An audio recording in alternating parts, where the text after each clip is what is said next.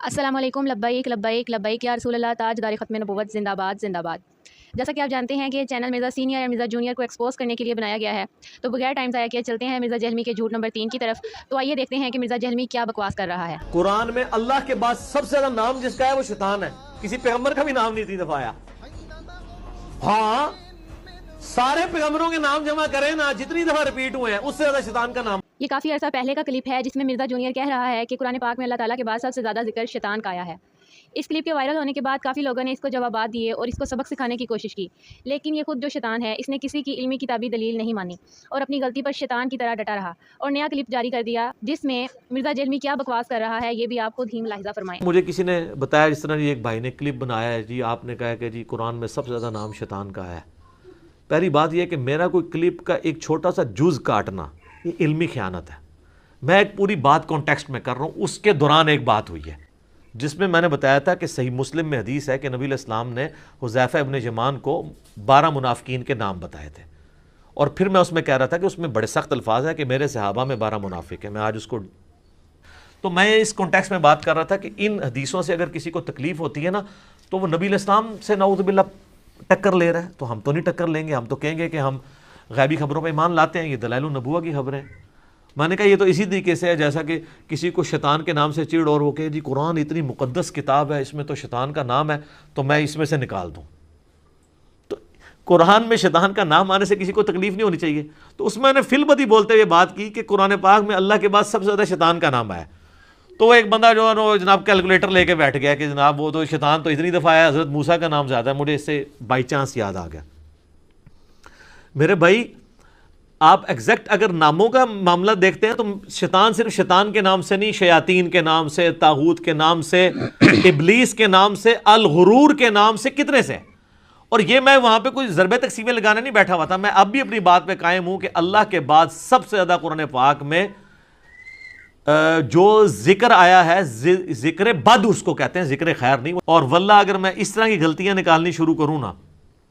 میں نہ کوئی پرانا بزرگ چھوڑوں نہ کوئی نیا بزرگ چھوڑوں، ٹھیک ہے۔ اور لیکن ہم نے یہ کام کرنا نہیں ہے، اس قسم کے لیول کے اوپر ہم اترتے نہیں ہیں، کیونکہ یہ بات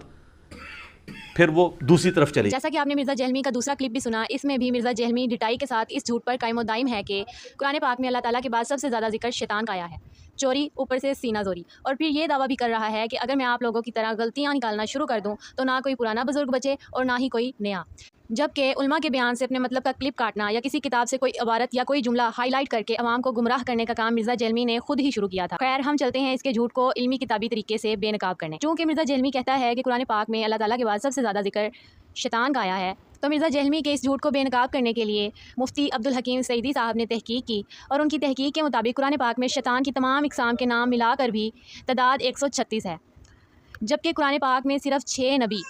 حضرت یوسف علیہ السلام، حضرت موسیٰ علیہ السلام، حضرت عیسیٰ علیہ السلام، حضرت ابراہیم علیہ السلام، حضرت آدم علیہ السلام اور حضرت نوح علیہ السلام کا ذکر 296 بار آیا ہے۔ جبکہ مرزا جہلمی کا دعویٰ ہے کہ قرآن پاک میں اللہ تعالیٰ کے بعد سب سے زیادہ ذکر شیطان کا آیا ہے، لیکن مفتی حکیم سعیدی صاحب کی تحقیق کے مطابق شیطان کا ذکر قرآن پاک میں 136 ٹائم آیا ہے، جبکہ صرف 6 نبیوں کا ذکر 296 بار قرآن مجید میں آیا ہے۔ اس کے بعد صرف زمین کا ذکر قرآن پاک میں 281 بار آیا ہے۔ اس کے علاوہ آسمان کا ذکر 294 یعنی 294 بار آیا ہے، یعنی کہ صرف 6 نبیوں کا ذکر بھی قرآن مجید میں شیطان سے کہیں زیادہ بار ہوا، اور صرف زمین کا ذکر بھی شیطان سے کہیں زیادہ بار ہوا، اور جبکہ آسمان کا ذکر بھی شیطان سے کہیں زیادہ بار ہوا۔ لیکن مرزا جہلمی ابھی بھی اپنے جھوٹ پر قائم و دائم ہے اور بڑی ڈٹائی کے ساتھ کہہ رہا ہے کہ قرآن پاک میں اللہ تعالیٰ کے بعد سب سے زیادہ ذکر شیطان کا آیا ہے۔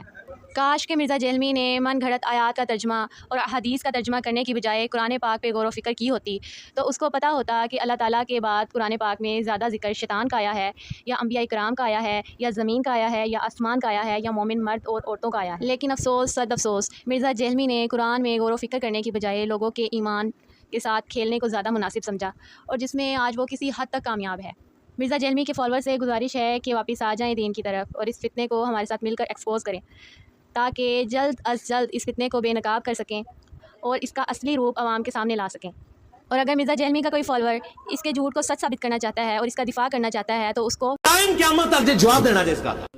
انشاءاللہ دوبارہ حاضر ہوں گے آپ کی خدمت میں نیکسٹ ویڈیو میں مرزا جہلمی کے نئے جھوٹ کے ساتھ۔ نیکسٹ ویڈیو تک اللہ حافظ، تاجدار ختم نبوت زندہ باد زندہ باد۔